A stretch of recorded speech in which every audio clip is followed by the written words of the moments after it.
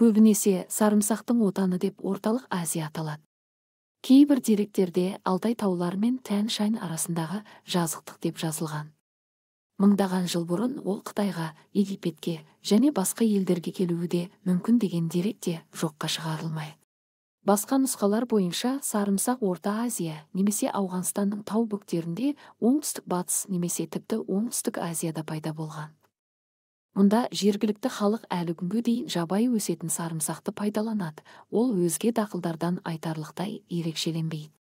Оның өткір иісіне қарамастан, ежелгі Мысырда да, Грекияда да, Римде де, Үндістанда да өсірген. Таудың тасты беткейлерінде өсетін өсімдіктің ерекше дәмі мен ащы иісі оның құрамындағы күкірттің болуына байланысты.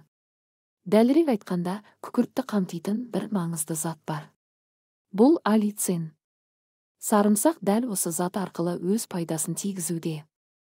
Аллицин көптеген пайдалы қасиеттері бар химиялық зат.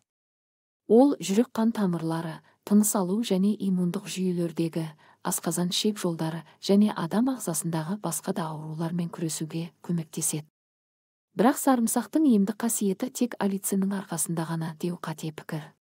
Оның құрамында басқа да фармакологиялық белсенді заттар, микро және макроэлементтер, витаминдер, антиоксиданттар бар.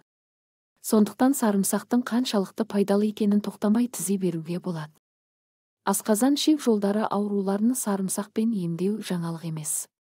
Сарымсақ бүкіл ас қорыту жүйесіне әсер етеді, сондықтан оның жұмысын кешенді түрде жақсартып, жан-жақты жетілдіреді.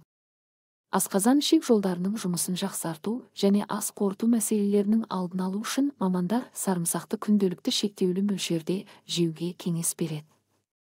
Көкөніс құрамындағы заттар ішектердің қызметін жақсартады, ісінуді жояды, шырышты қабықтың тітіркенуін жеңілдетеді және тамақтың ас қорыту процесін реттейді.